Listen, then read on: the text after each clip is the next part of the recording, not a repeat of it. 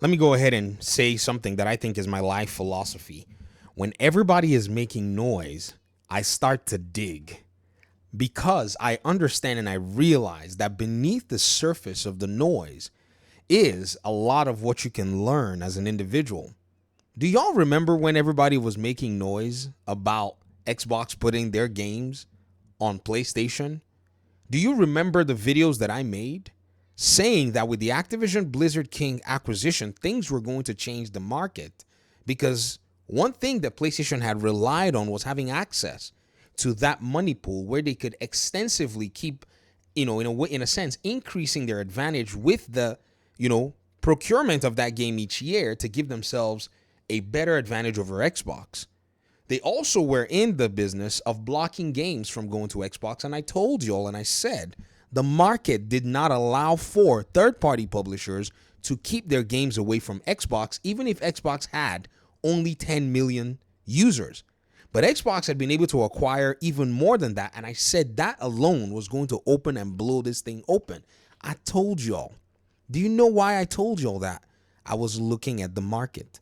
I'm not really concerned about all this noise people are making. I'm concerned about the market so that I, as a gamer, can have the very best financial benefit as these big wigs are fighting it out and competing with one another. I'm a student of economics.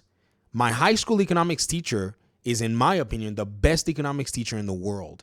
He taught me opportunity cost, scale of preference, demand and supply, and how the market pushes things back and forth. And I grew up in a third world country where market conditions could change overnight. In American schools, where I am a professional, we don't teach economics unless the teacher breaks out of it, or in some specific designated schools where they teach it at that level to kids. So, and I'm going to say it, I hate to say it, a lot of kids in the Western world are walking around with a lack of economic knowledge. They just don't have it. They learn it though when they grow big and start paying bills and start buying gas in their car and all that. But while they're still in their formative years, that piece of the curriculum is largely missing for many of them. So when you see a lot of people talk in the open space, they really go ahead and just mention and make claims and talk about things without even wanting to deal with that.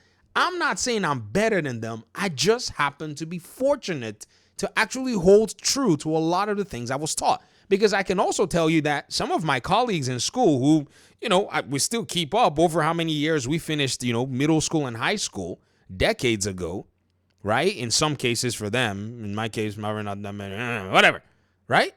They didn't even pay attention in those classes. They goofed off. But I thought it was very important. Why? Because my economic situation at home as a kid was not one where I was flexing.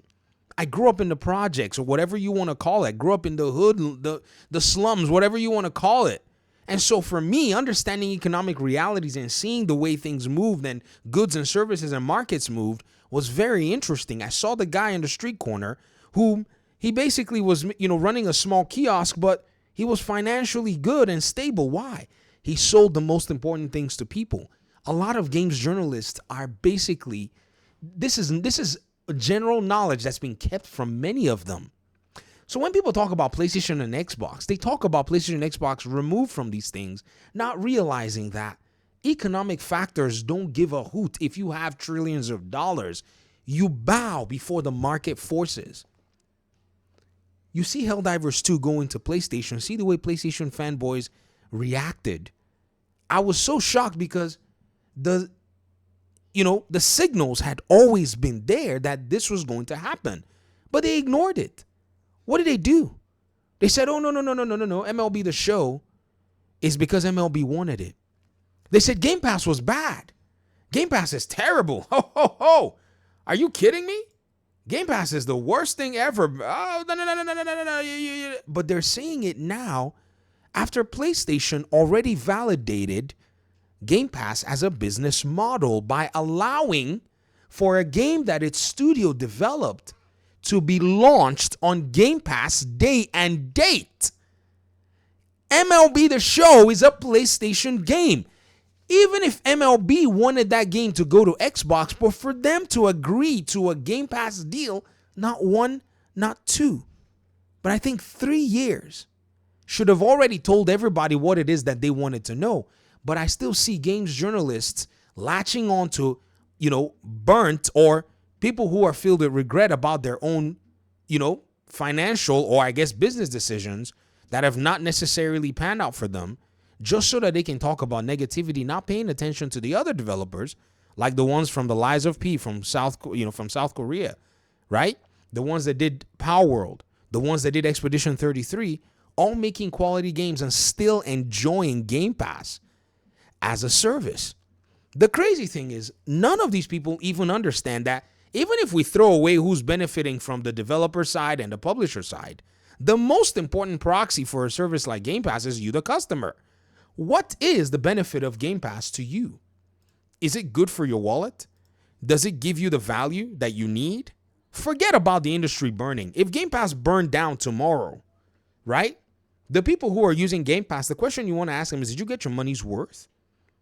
Every single one of them so far that still maintained a subscription will tell you, I'm getting my money's worth. Or maybe they converted and it's like, man, I made a mistake converting. Well, you made a hasty decision.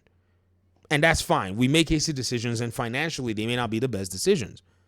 But as somebody like me who's looked at what Xbox is bringing in the next few months down the pipeline, I already know where my Game Pass subscription needs to reach. And after a certain point, I know that I probably need to cancel. Nothing wrong with canceling a subscription service. Everybody cancels subscription services. It's not my business if when I cancel my subscription service, Netflix goes out of business or not, or Xbox goes out of business or not. That's their proposition. They're the ones who told me that I could subscribe and watch all those shows, and these ones came and said you can subscribe and play all these games.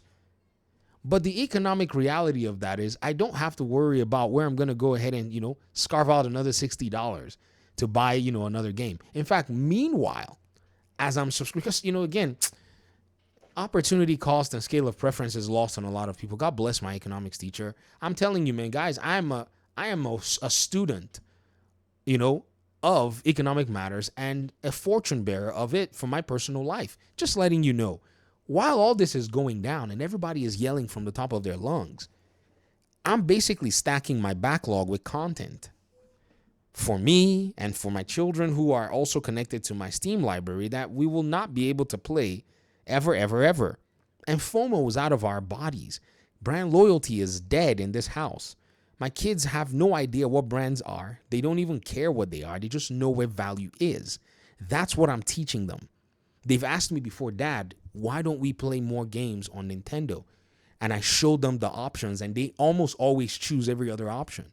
Why? Because even them as little kids understand that my $5 will go farther if I actually game on a platform that allows for many more games to be published. Sure, you want to play Mario, but did you know that Crash Bandicoot is $2.99 right now, which is also a prolific platformer? Do you guys want to pool together $60 and we go to GameStop and get you a Mario game? Or does one person want to come up with $3.99, or all of you come up with $3.99 so you have extra money to be able to buy other things? Almost every single time the child, once walked through the logic of the financial benefit, makes the financially savvy decision for themselves.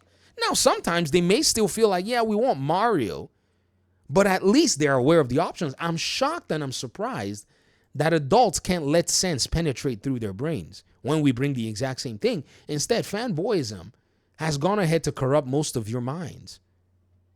Because you like one brand over the other, who gives a hoot about the brand? Like, think about it. Like, who the flip cares? This PC that I'm using has got an NVIDIA GPU because they gave me a value I wanted. It's got an AMD CPU because they gave me a value that I wanted. Intel was there when I bought this CPU and the motherboard, and I looked at Intel and said, get out of here. It doesn't make any sense. So if economic realities are not put into video game conversation, you just have a bunch of craziness going on. And I just got to say it, man. A lot of people need to educate themselves on the matters that actually guide gaming industry from the publisher level all the way down to the customer level. Because all the people that are whining at me, telling me that I only care about Microsoft's business because of Game Pass, you are lost. Because I have nothing to do with Microsoft. Well, let me give my caveat. Again, 1 year, I think it was right before COVID or after COVID, my students were asking me about investing. So they said, what do we need to do? I said, well, honestly, they say go invest in the stock market. It's a very, interesting way. And I showed them the data after 30 years and such. I said, so what shares do we buy? I said, well, the prescription is that you buy a holding of different shares and stocks. So funds, index funds, or some people say mutual funds, but don't touch them because they have higher fees. Having read a few books by Bogle and a few guys, it makes sense, right? If you know who Jack Bogle is, great. If you don't know who he is, you need to log off and go read a book by Jack Bogle. I'm just letting you know. And so they said, well, you want to show us how to do it? So I opened a Robinhood account and I bought a few stocks because I asked them, what games do you play? Many of them were playing games on PlayStation, some were playing on Xbox. So I bought a few fractional shares of Sony and Microsoft. Those are the only Sony and Microsoft holdings that I know I have, except maybe I bought some S&P fractions as well that I hold in that account. I'm not even interested in, the stock market in its own sense. I prefer other means of business. It's not the only way for you to be able to go ahead and invest. I'm just putting that caveat out there. So those of you that keep saying that, you really got to think, man. Stop your emotionalism and just think. Just think deeper than you actually are being led to believe by journals who basically sit here and all they got to do is write. I don't have the luxury of sitting down and writing articles. Like, I really have to go into a psychological war zone every day as a middle school teacher. Okay? So my hard-earned cash is not going to be sitting here to make some C-suite executive just wealthy without me gaining a benefit from it. So when I want to unwind, I want to make sure that I unwind in the most financially and fiscally reserved way as I possibly can to get the best benefit out of it. If you feel like, maybe you want to spend more money, I'm not stopping you. By all means, go ahead and do it. But don't let it seem like, because of your brand loyalty, I'm somebody that's trying to impede on your fun. I'm not. Just admit that there is a way we all individuals prefer. But the pundits and those that are talking about this stuff, they are talking way out of line, because if they were looking at exactly what the economics is, many of them will be at the forefront of exactly what is going on in the gaming industry right now. But they're always behind. They are literally always behind, always showing that they're biased. Look at the way they're behaving over Xbox layoffs and game cancellations and studio closures. They didn't behave the same way when PlayStation did the same thing. I can show you an article right now from Forbes, written by the same author, when Concord's developers got shuttered and when the initiative also got shuttered, with Perfect Dark being canceled. I can show you the 2 or 3 articles that were written in those 2 cases. 2 for Concord, 1 so far for the initiative and, Perfect Dark. Do you want to see it? Let me show you real quick. Walk with me through these articles, okay? How can we trust anything Xbox says now? The photo in front of it is the Perfect Dark photo from what it is that they did. That, the presentation that they showed. Talked about the goods and all this thing, talk about the FCC trial, but the article title itself paints Xbox and Microsoft in a poor light because they shut down one studio, or maybe 2, and canceled games. When Concord was reported to have cost $400 million to make, we had way more details. Well, this is reportedly from Colin Moriarty. But look at the way the media pointed or massaged PlayStation's own egregious error in the same way. Has Concord scared Sony straight on its PlayStation Live service ambitions?